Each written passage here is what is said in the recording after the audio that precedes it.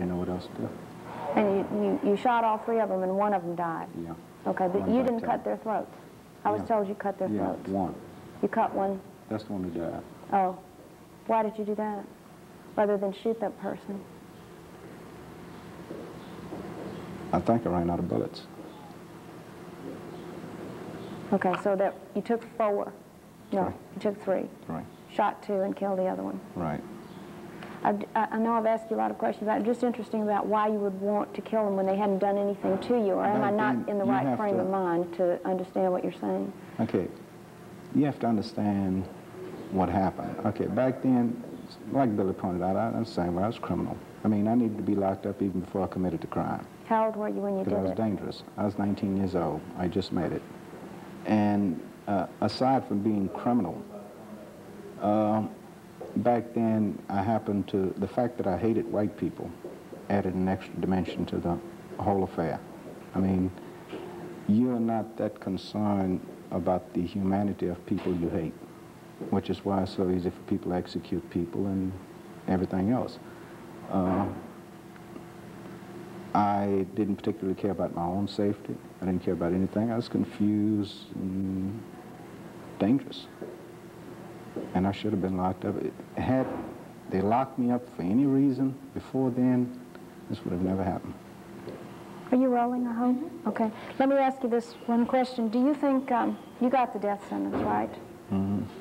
And it was not, obviously not imposed. Were you ever brought over to the death house for the whole syndrome to begin? No. No. And in 72, we've talked about those particular kinds of changes that took place. Should you have been executed for what you did? Yeah. Why? Because if you're going to have a law, you got to enforce it. And there are two sides to this thing. I've been locked up 20 years. I don't know when I'm going to get out. I mean, looking at it just from my own vested interest in it.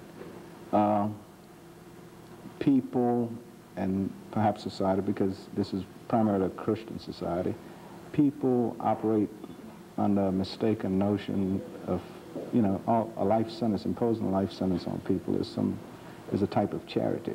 I mean, you're keeping somebody locked up for the rest of his life, suffering for the sheer sake of suffering, you know, just to appease the vengeful impulses and desires.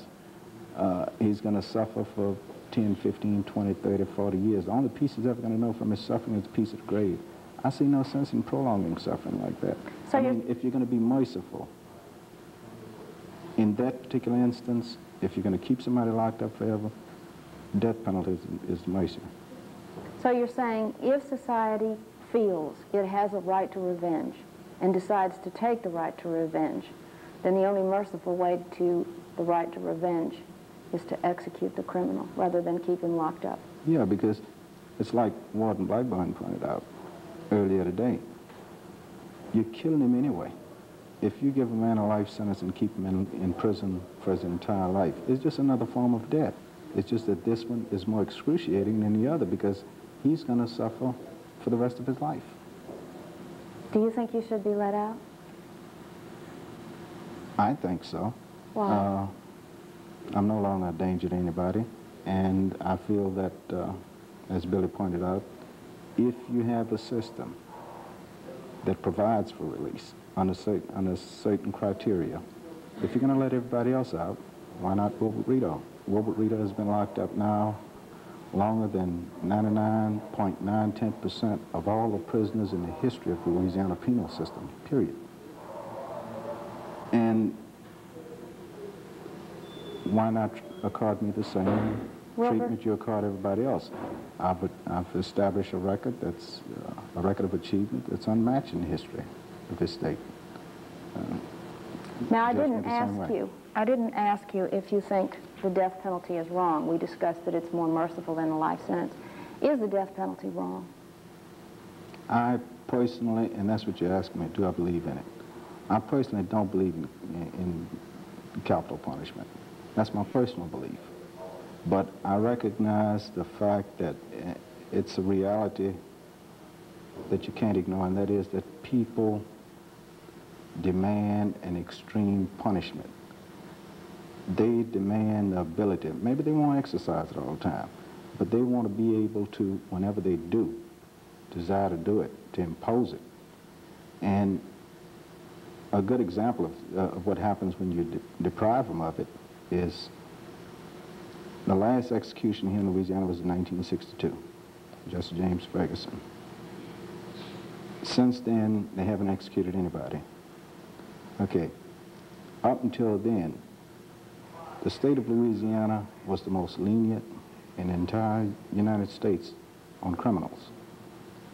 Since then, the Louisiana State Penitentiary has registered a 100% increase in the number of new life commitments every 3 years. Right now, you have 914 people serving life sentences.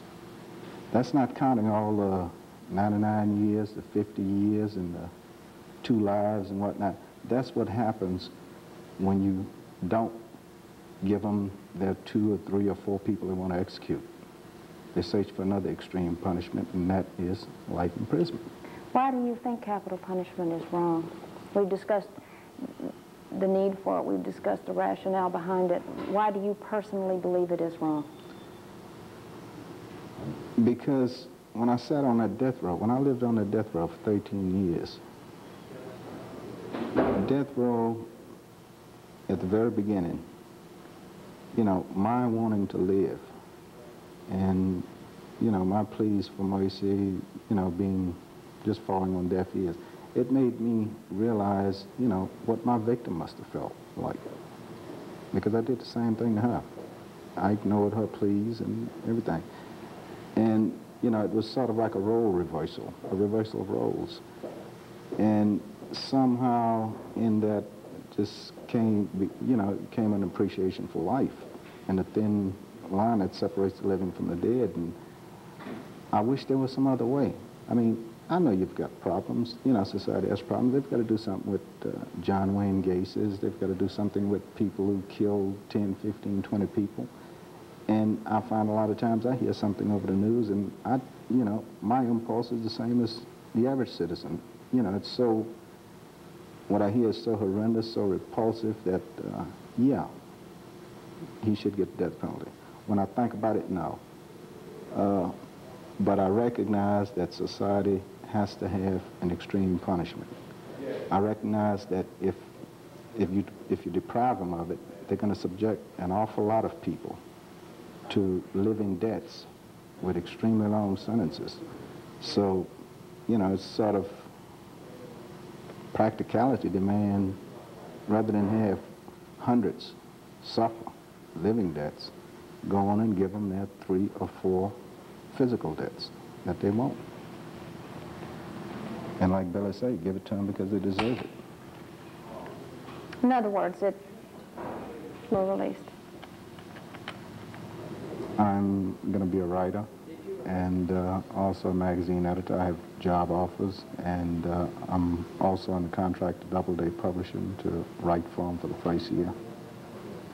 That's what I want to be. I want to be a writer. Now, what about a successful one. However, Governor Edwards' pardon is commuted the time of his gardener, Forrest Hammond, who had only served 6 years. He was convicted murder, serving a life sentence, incidentally. And the flack that, you know, the publicity and all that, the political flack that came behind it. Well, my case was coming up the next week. And if he reduces it to 30 years and the parole board says, to 60 years, and the parole board says no, well, I've got to do, 10 more years for discharge. So you think it would, if your case comes up at the right time, a lot politically? Of it, yeah. That's almost with anybody.